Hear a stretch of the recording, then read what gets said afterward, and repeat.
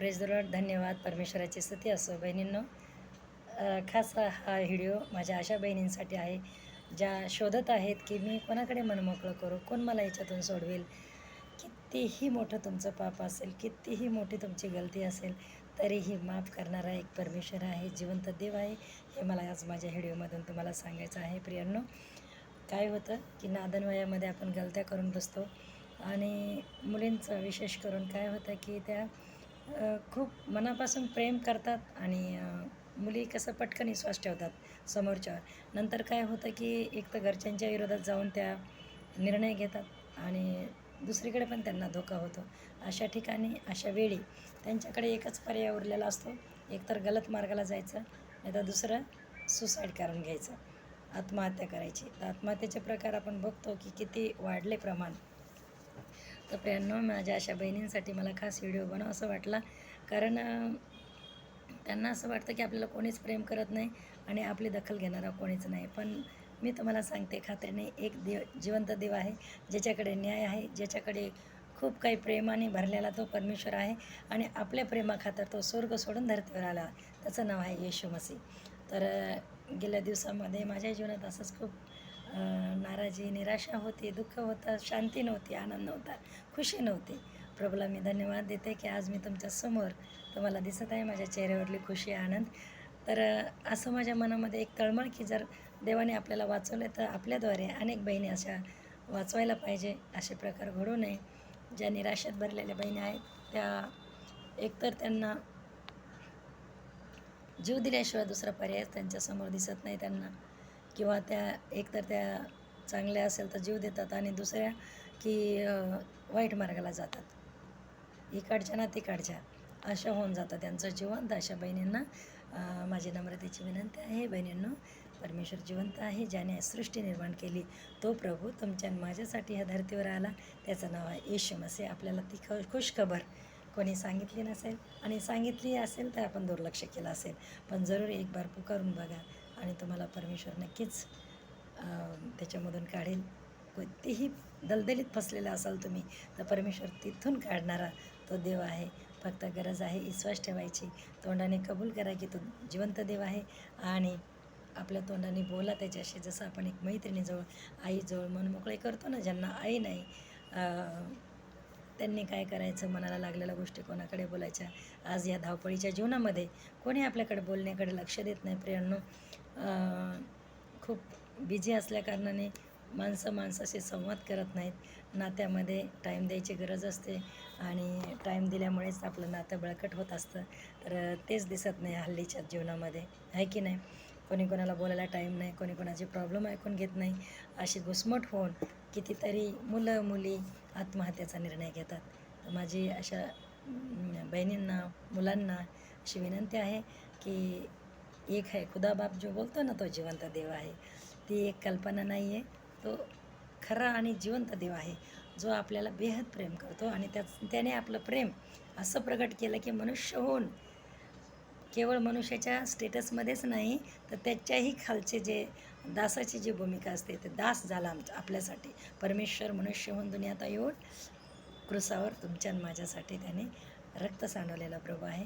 त्याच रक्तामध्ये आज सामर्थ्य आहे, ते रक्त जिवंत आहे आणि त्या रक्तामध्ये आपल्याला सुरक्षा आहे. प्रियांनो, तर आज आपण बघतो कितीतरी ॲक्सिडेंट वगैरे बघायला भेटतात आपल्याला. त्याचं रिझनच हे आहे की आपण आशीर्वादित नाही आहे. आपण आशीर्वादाची व्याख्या अशी करतो, ज्यांच्याकडे पैसे आहे, ज्यांच्याकडे चांगले मुलं आहेत आणि जे खूप हाय प्रोफाईलचे लोक आहेत, एकदम खूप शिकलेले आहेत, सगळ्या गोष्टी त्यांच्याकडे आहेत, अशा लोकांना आपण म्हणतो आशीर्वादित लोक. परंतु परमेश्वराच्या दृष्टीमध्ये कोण आशीर्वादित आहे माहिती आहे, कोण धन्य आहे माहिती आहे. जे मनाचे दीन आहेत ते धन्य आहेत, जे लोक नम्र आहेत ते धन्य आहेत, जे परमेश्वराचं भय धरतात ते धन्य आहेत.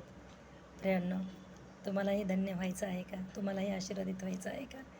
परमेश्वराला विश्वास करा. प्रभूवर विश्वास केल्यानंतर मला कळालं की माझ्या लेकरांसाठी दुवाची गरज आहे, माझ्या देशासाठी प्रार्थनेची गरज आहे, माझ्या नातेवाईकांसाठी प्रार्थनेची गरज आहे. जीवन एवढंच नाही आहे की आपण फक्त पैसे कमवायच्या मागे लागायचं आणि ऐशारामात राहायचं, एवढंच जीवन नाही. प्रियांनो, आपण इतरांची मदत केली पाहिजे. आणि मलाही असं वाटलं, मी यूट्यूबला बघायची तर खूप काही कॉमेडी, खूप काही जोक्स, खूप काही टॅलेंट बघायला मिळतात. पण ते आपलं दुःख नाही घेऊ शकत. आपलं तुटलेलं मन तशाला तसंच राहतं प्रियांनो. थोडं आपण चेहऱ्यावर स्माईल येते, पण परत आपण आपल्या दुःखाकडे वळतो, आहे की नाही? या दुनियातली कोणतीही गोष्ट आपल्याला स्थिर करणारी नाही. पण एक आहे परमेश्वर, जो त्याची शांती आपल्या हृदयात देतो, त्याचं प्रेम आपल्या हृदयात देतो, त्याचा स्वर्गीय आनंद आपल्यामध्ये देतो प्रियांनो.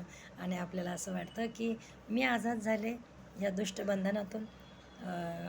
करणी, कवटाळ, काळी जादू असं बघता ना, तुम्ही ऐकता ना, ते काही प्रकार मला माहीत नाही. प्रभूमध्ये आल्यानंतर मला कळालं की असंही आहे. आपण विश्वास नाही ठेवत, पण आहे जे मनुष्याला जीवन जगू देत नाही प्रियांनो. आणि परमेश्वर हर एक बंधनातून आपल्याला सोडवणारा प्रभू आहे. आणि ज्याने मला आज सोडवलं आहे आणि मी तुमच्यासमोर बोलते.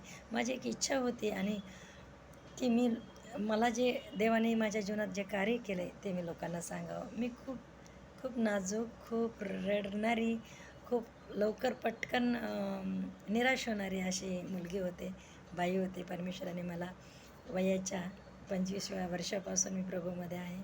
आणि मला कळालं की खरं जीवन काय आहे. प्रभूच्या चरणावर आपण टाईम दिला पाहिजे. प्रियांनो, अनेक प्रॉब्लेम आहेत, अनेक प्रश्न आहेत.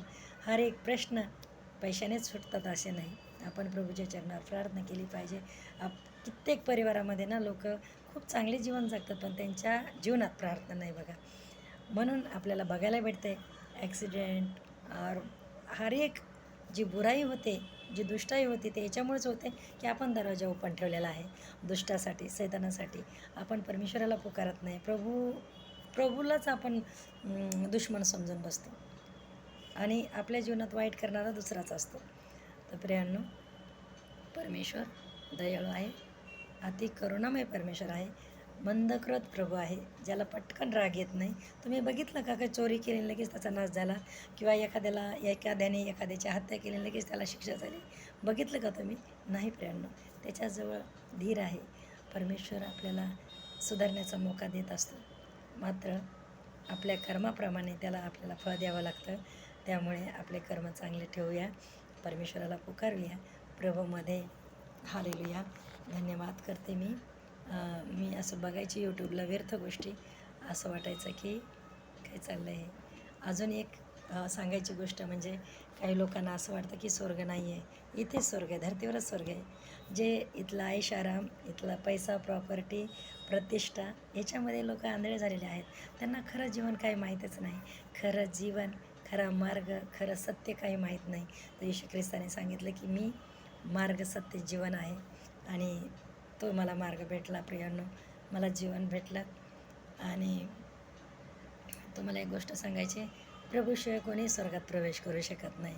तर आज आपण पैशाच्या मागे आहोत, चिंता करतो आहे, काहीच चांगलं नाही आहे. दिसायला सगळं चांगलं दिसतं, पण आतमध्ये घुसमट आहे, आतमध्ये नाराजी आहे. आपण स्थिर आहोत का जीवनामध्ये? नाही ना. तर त्या प्रभूला एकदा पुकारून बघा. सकाळ, संध्याकाळ, दुपार, हर एक समय त्याचा धन्यवाद करा, आभार माना. आणि परत एक गोष्ट सांगायची मला तुम्हाला, की काही गोष्टी आहे ना आपल्या जीवनामध्ये देवाने ज्या दिल्यात ना, त्याला ॲक्सेप्ट करायला शिकायला पाहिजे. आपण काय म्हणतो, माझे लोकच चांगले नाही, माझा नवराच चांगला नाही, माझे मुलंच चांगले नाही. जसे आहेत ना तसे आपण ॲक्सेप्ट करून हसत राहिलं पाहिजे, आनंदी राहिलं पाहिजे. कारण प्रभूची हीच इच्छा आहे की आनंद करा, है ना. तर प्रभूला मी धन्यवाद देते. प्रियांनो, मला माझा व्हिडिओ कसा वाटला तो नक्की कळवा. आणि अजून असे छान छान व्हिडिओ मी बनवत जाईल, कारण माझ्या मनामध्ये एक तळमळ आहे की व्यर्थतेमध्ये मनुष्य फसलेला आहे आज. जेव्हा आपण जातो तेव्हा काहीच घेऊन जात नाही, की हीच घेऊन जात नाही या दुनियातून. त्यामुळे मला काय असं वाटतं की काय महत्त्वाचं लोकांना माहीत नाही. प्रियांनो, परमेश्वराची ओळख होणं महत्त्वाचे आहे, प्रभूचं भय धरणं महत्त्वाचं आहे, प्रार्थना करणं महत्त्वाचं आहे, आनंदी राहणं महत्त्वाचं आहे, दुसऱ्यासाठी भलाई काम करणं महत्त्वाचं आहे. हा व्हिडिओ तुमच्यासाठीच मी बनवला आहे खास, की तुमच्याही जीवनात माझ्यासारखा आनंद यावा, खुशी यावी. आणि तुम्हाला सांगायचं म्हणजे, प्रभूमध्ये गेल्यापासून मला एक मेडिसिन माहीत नाही, एक मेडिसिन, डोकेदुखीची गोळीसुद्धा मी घेतलेली नाही आहे. प्रभूला मी कोटी कोटी धन्यवाद देते. हे केवळ आणि केवळ आशीर्वादित झाल्यामुळे, केवळ आणि केवळ परमेश्वराच्या नावाने मी रोज प्रार्थना करते आणि प्रभू मला आशीर्वादित केलेला आहे. माझ्या लेकरांनासुद्धा देवाने सही सलामत ठेवलेलं आहे. आणि एक बाईचं कर्तव्य आहे की आपल्या परिवारासाठी दुआ केली पाहिजे. हेच आज शृंगार करायला आपण 4-4 तास लावतो, पण परमेश्वराच्या चरणावर आपण प्रार्थना करत नाही. त्यामुळेच काही वाईट गोष्टी आपल्याला बघायला मिळतात, आहे की नाही. तर गॉड ब्लेस यू ऑल. देव तुम्हाला आशीर्वादित करो. धन्यवाद. Thank you so much.